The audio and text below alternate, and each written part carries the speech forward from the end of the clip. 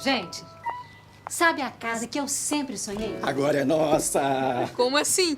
Consórcio do Sicoob. Faça seu sonho acontecer no consórcio do Sicoob. Sicoob, faça parte. A Cocamig representa a união e a força do agronegócio. Somos 16 filiadas e mais de 45 mil produtores unidos pelo espírito cooperativista. Cocamig, a força da união.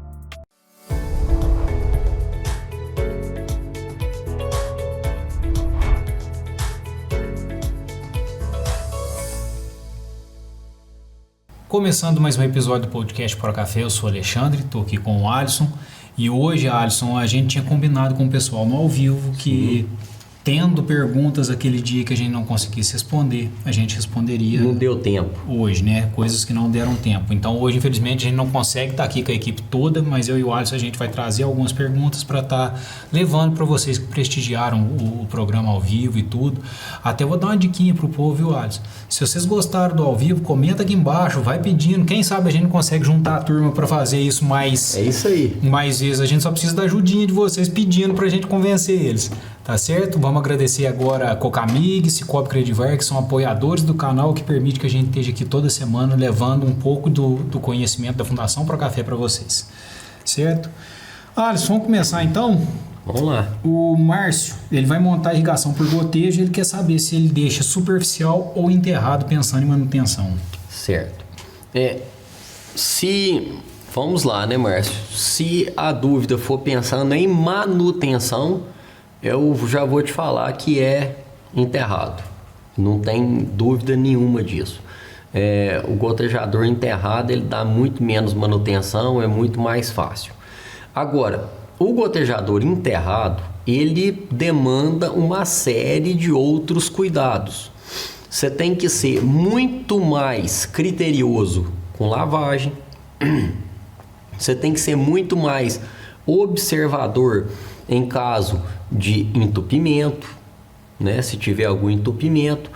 Você tem que ser mais criterioso. As rupturas em tubos gotejadores enterrados são muito menores do que no superficial, mas existem. E se acontecer uma ruptura num tubo gotejador enterrado, é mais difícil de estar vendo. Então, tem essas colocações aí a fazer, viu, Márcio? O Alisson, eu falo o seguinte, o dano mecânico no superficial é maior. Mas identificar o dano, ele é mais fácil. Então você tem... aí fica a diferença. A diferença. Mas a pergunta do Márcio com relação à manutenção. Enterrado é menor. Enterrado é muito menor a manutenção. O número de manutenção. O Jefferson, ele plantou um arara e 2437 esse ano, jogou Durivo. Aí ele pergunta, devo jogar de novo Durivo ou posso jogar o Premier Plus? Jefferson, tanto faz. Ambos os produtos são ótimos.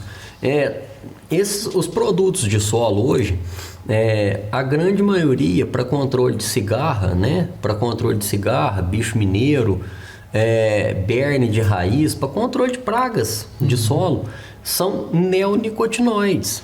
Então, seja o neonicotinoide que for, tá? Vamos falar em nome comercial para não falar em princípios ativos, para não ficar difícil para o produtor entender. Premier Plus, Verdadeiro, Spirit, Prático, ajuda aí, Xande, se eu esqueci, o Durivo. Todos esses produtos são ótimos na dose certa. O que tem que ficar atento e tomar cuidado é para não cair naquelas pegadinhas de esse produto é mais barato, esse produto é mais caro, mas as doses não são compatíveis. Tem que tomar cuidado com isso. Só isso, tá? Caso contrário, na dose correta, um vai ser melhor para uma coisa, o outro vai ser melhor para outra coisa. Então, o seu engenheiro agrônomo responsável pela sua fazenda, responsável pela sua propriedade, é a pessoa mais indicada para estar te falando, para a sua situação, o melhor é esse produto nessa dose. E nesses 2 produtos dele, Alisson, é o que você falou, 2 produtos excelentes. O que é que ele tem que ver quanto vai custar cada um por hectare. Isso aí. E aí esse custo por hectare, mais sentando com o agrônomo dele e vendo, ele vai definir qual que ele vai usar. E assim, a gente nem está falando de custo, né, Xande? Custo-benefício. Porque às vezes você tem um produto, um dos 2 vai sair mais caro por hectare, mas o benefício para você, na sua situação é maior. Neste ano, o mais caro é o melhor. É o melhor. É isso aí. Juliano Reis, estou esqueletando agora em julho. Quando que eu posso fazer a primeira foliar? Ô Juliano, assim, o próprio nome já diz, né? Foliar. Então você precisa ter folha, né?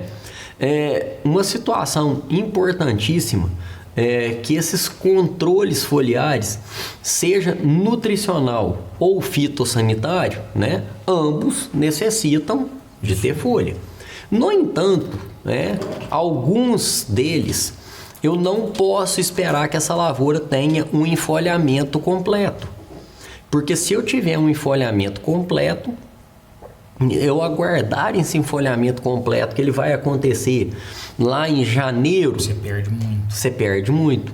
Eu posso ter uma entrada de ferrugem, eu posso reduzir a eficiência no controle de ácaro da leprose, eu posso ter algumas perdas esperando esse enfolhamento completo. Então, o que a gente prega?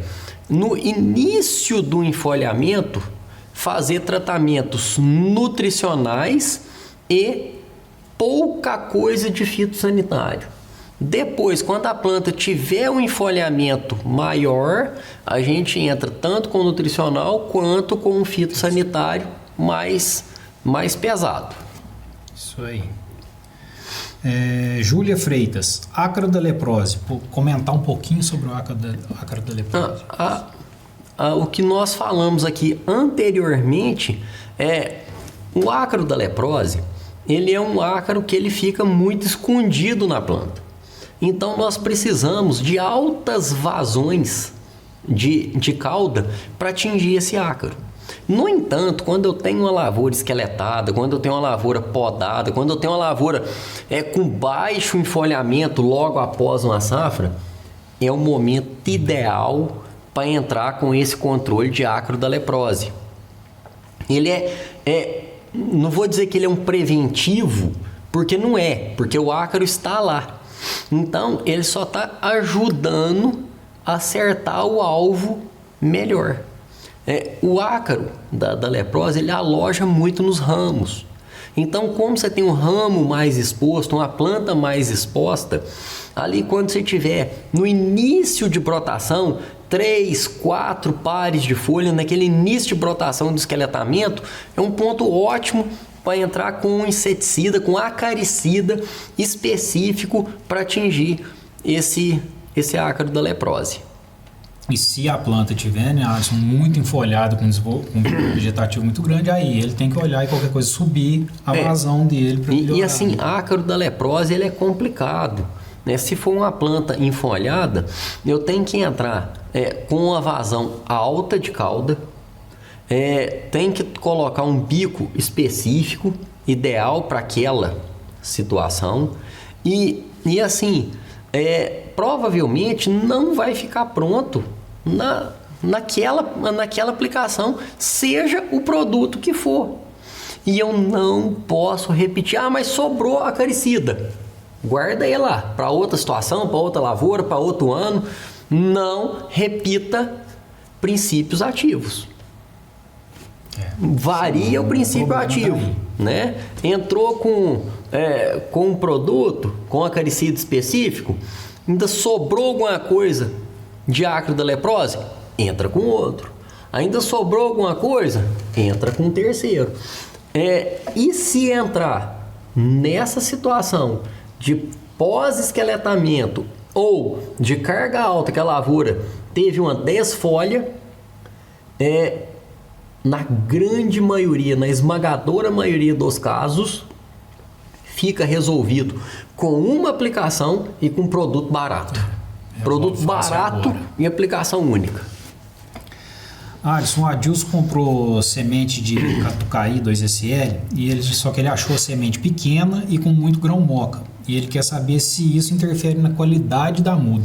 Isso é recorrente, né? Sempre Sim. A gente está ali no Procafé, o pessoal perguntando e discutindo isso. Sim, nós temos experimentos, né, do grão moca comparado ao grão chato normal. A diferença é zero, não tem diferença nenhuma. O grão moca, ele germina da mesma forma, na mesma velocidade, na mesma proporção, na mesma uniformidade do grão chato. É idêntico, não muda nada. Nós temos diversos testes, repetimos isso por várias safras, por vários anos, e isso daí não muda nada. Pode ficar tranquilo. Mas o padrão de mercado é sem moca. Porque o moca, na verdade, o que ele é? Ele é um defeito da planta. O grão moca vai gerar uma planta que dá mais grãos moca? Esquece, não. O grão moca, o fruto é redondo.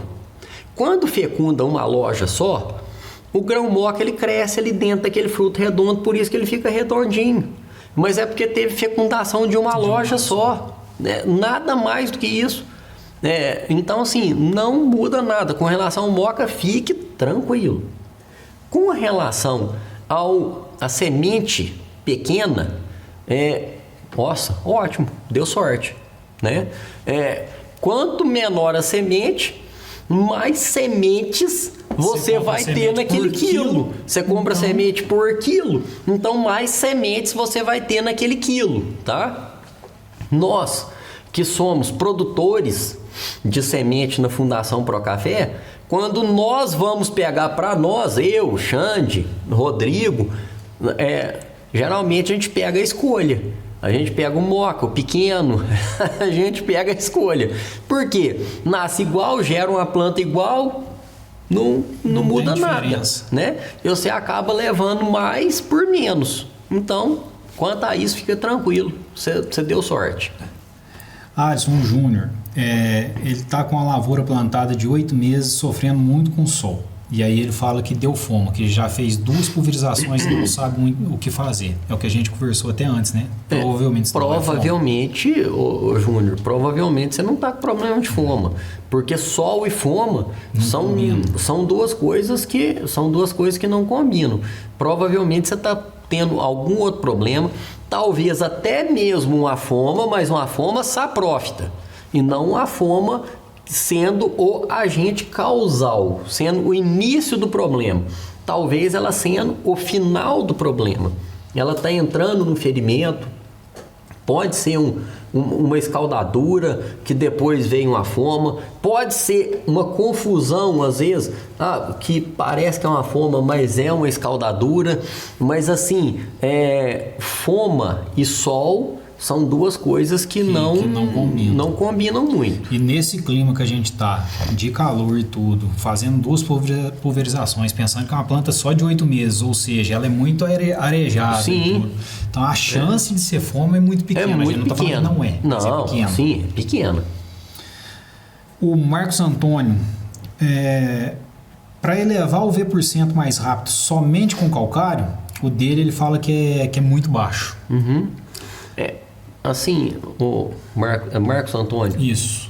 Marcos Antônio, a questão é o seguinte: a saturação de base, o V%, ele pode ser baixo por alguns motivos. Vamos pegar alguns deles.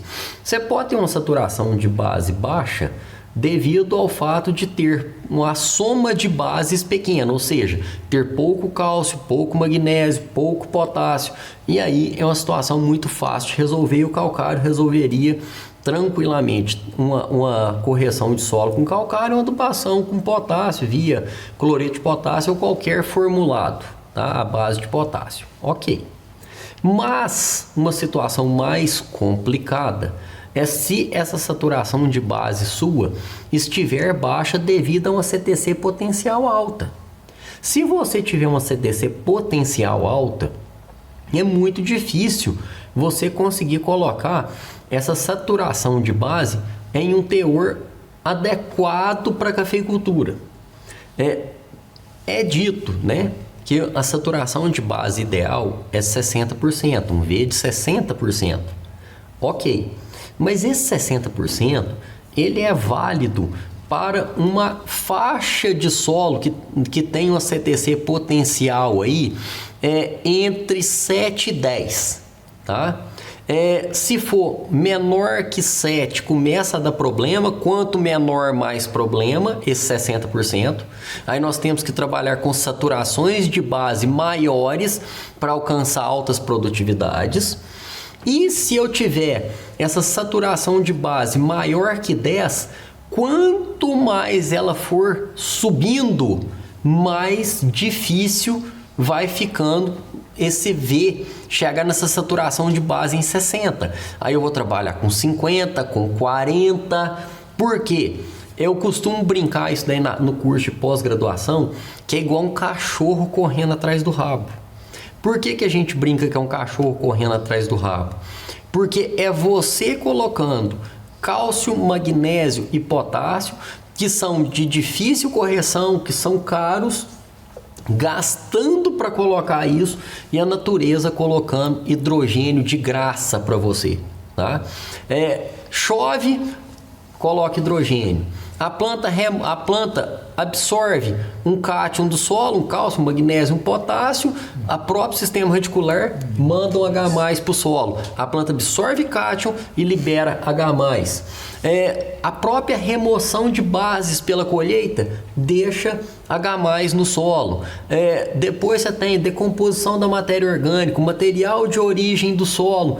Tudo isso deixa H+ de graça para você. Os fertilizantes nitrogenados. Então são 6 fatores que colocam hidrogênio de graça. Você tentando elevar essa saturação de base, tentando elevar esse V, colocando calcário, colocando gesso, colocando óxido de magnésio, colocando sulfato de magnésio, colocando nitrato de cálcio, colocando o que for.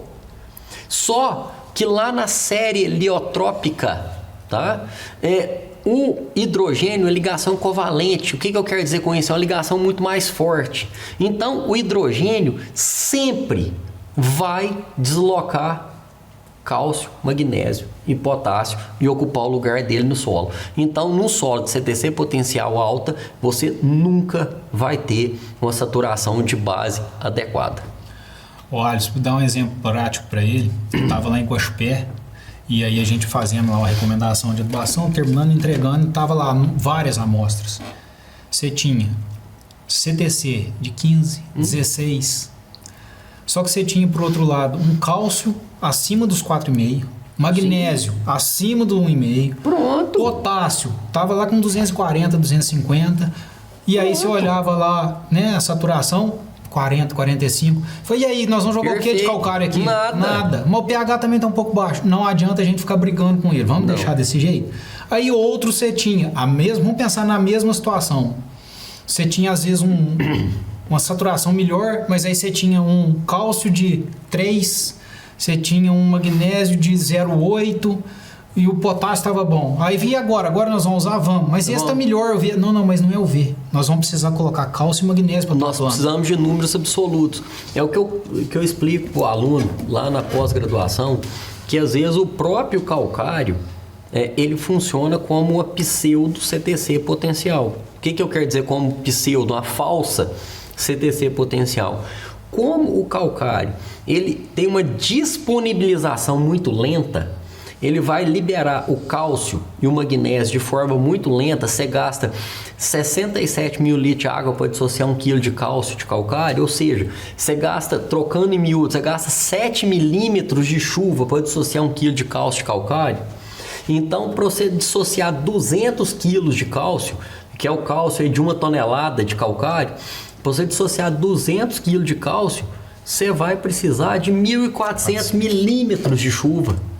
Tá? Então, mas a minha CTC não cabe esse cálcio, esse magnésio, não precisa caber. o calcário vai disponibilizar ele lentinho.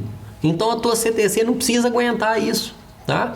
E a hora que tiram a análise de solo, o laboratório lá do Procafé, os outros laboratórios da Cochupé, da Capeb, da Cocatrel, os laboratórios todos aí que são excelentes aqui na nossa região, eles não sabem o que é cálcio de calcário, o que é magnésio de calcário e o que é cálcio e magnésio que estão no coloide do solo, na CTC do solo. O laboratório não sabe. O laboratório apenas lê. Tá? E se alguém tiver duvidando disso, pega um saquinho de solo, de terra de viveiro, né, naquela terra de barranco, joga uma colherzinha de calcário lá dentro, mistura e manda para o laboratório. Pronto. Você vai ver o que vai ser a resposta. Saturação de base lá em cima, cálcio lá em cima, magnésio lá em cima. O laboratório não sabe. Ó, Alisson, Mário Mendonça perguntando o espaçamento ideal para o APA. Tá. Assim, Eu não gosto de ficar variando, né, Alisson, dentro da mesma propriedade. Assim, variando entre que eu falo, plantas, assim, né, Xande? Nós temos convencionado que portes baixos, 50 centímetros. Portes altos, 70 centímetros. Né? Agora, o espaçamento da rua, isso vai muito de acordo com o manejo.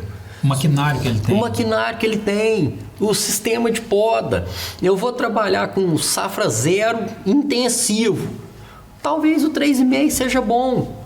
Eu vou trabalhar com livre crescimento. Talvez um 3,80. Eu não vou trabalhar, não sei o que eu vou fazer. Põe um 3,70. É porte alto, 3,70 por Mas assim, o espaçamento da rua, ele ajuda muito pouco. É muito mais no manejo do que na população. Você aumenta 50 centímetros na rua e não muda nada. Né? De um 3,5 para um 4 metros, o stand varia muito pouco. Mas de 1 metro entre plantas para 50 centímetros, aí você muda tudo. Né? 4 por meio tem 5 mil plantas por hectare. 2 por 1 também tem 5 mil plantas por hectare. No 4 por meio você anda com qualquer máquina da cafeicultura. No 2 por 1 você não anda com nenhuma máquina da cafeicultura. Eu gosto muito, falou que é porte alto, vamos para um 3,70 por 70. É um ótimo espaçamento. Propriedade. Mas não sei, às vezes você vai entrar com a safra zero um pouquinho antes, mas que para mim é um benefício. Mas às vezes o produtor, o Xande, eu já tenho aqui na minha propriedade, a maioria das minhas lavouras são 3,80. Então você vai para 3,80. Você não precisa nem mudar a regulagem do badeira. É o que eu falo, por isso que eu falo que você tem que ter um padrão na propriedade. Tem propriedade que eu assisto, Alisson, que a maioria, vamos pôr aí, 90% dos portes baixo dele é tudo 3,60. Mas fora um 4 metros de rua. Vai. E um 3 metros de rua, o resto tudo você dá jeito. Muita coisa aí, não né? O 3 é ruim demais e o 4 é ruim demais. Agora, nesse meio aí, tudo se ajusta. 3,20, 3,30, 3,40, tudo se ajusta. Ó, Alisson, e pra gente finalizar, vamos lá pro bicho mineiro. Tava demorando para aparecer um bicho mineiro. O Nelson José, a varreção mecanizada ajuda no controle do bicho mineiro pelo fato de estar retirada da folha seca embaixo da planta? O Nelson, não ajuda. Eu acho que até atrapalha. Ele faz poeira, ele joga inóculo para cima. Eu não acho que ajuda, não acho que às vezes até atrapalha. Mas assim, dando um adendo aí para os produtores, pessoal, cuidado com o desequilíbrio. Bicho mineiro é muito desequilíbrio, tá? Começou, tenta tolerar ver uma mariposa voar. Porque se você começa inseticida, depois não tem inseticida que arruma a sua situação. Aqui no sul de Minas, a pressão é menor, sim, do que o Cerrado Mineiro, do que a Bahia. Lógico que aqui a nossa pressão é menor, mas assim, nós temos observado, mesmo no sul de Minas, que produtores que têm utilizado grandes aplicações, inúmeras aplicações de inseticida, estão com um problema muito mais acentuado. Hoje, nós atendemos uma área aí enorme de cafeicultura em assistência técnica e eu posso falar para vocês que tem zero problema, zero desequilíbrio. Não é 1, 2, 10% da área, não. Zero problema, nenhum problema. Não tem ninguém com bicho mineiro desequilibrado. Mas quantas aplicações? Uma de solo e uma de folha. Pronto. Uma de solo em novembro, uma de folha lá em fevereiro, março e... Olha, esse ano, quantas vezes você rodando propriedade que assiste, né, nas fazendas que a gente anda, chegou naquele começo de ano, começou a aparecer um bichinho mineiro e tudo, logo naquele comecinho, sem nem esperar, todo mundo comprando inseticida e tudo. Chegava nas propriedades, aqui lá na cooperativa tá todo mundo comprando, nós não vamos fazer não? Ainda não. Calma. E passou. Mas tá voando. Tá, deixa ele aí. Sim. Vai indo. E aí, chegou lá no final, cadê? Não, calma, tá tudo certo. Passou. É igual esse dele da varreção, ele tem que entender que não é o varrer. Se ele tiver um problema e tiver querendo ter esse cuidado com a folha, não é o varrer, é o trinchar essa folha. É o trinchar a folha. Sim. Não é o varrer. Não, e assim, gente, bicho mineiro, cuidado. Eu já peguei assistências que o produtor estava desesperado com o bicho mineiro. Sabe qual foi a minha estratégia? De verdade, eu falei pro gerente, fala pro produtor que nós estamos aplicando, porque ele não vai conseguir. Fala que estamos aplicando e não vamos aplicar. Assim, resolvemos o problema de bicho mineiro do produtor. Porque se falasse para ele que não estava aplicando, ele ia ficar doente. Então... ia brigar com o funcionário querendo aplicar. Querendo passar por cima da recomendação. E toda hora me ligando, pedindo para fazer, que tem que fazer, que fulano falou, que ciclano falou. Não fizemos. Ele gastou 2 anos para estabelecer o equilíbrio. E hoje ele está totalmente equilibrado. Zero problema.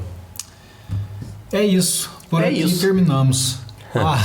Pessoal, então a gente pegou todo mundo que participou, conseguimos pegar as perguntas, trazer para vocês as respostas hoje, para quem não pôde ser atendido naquele dia.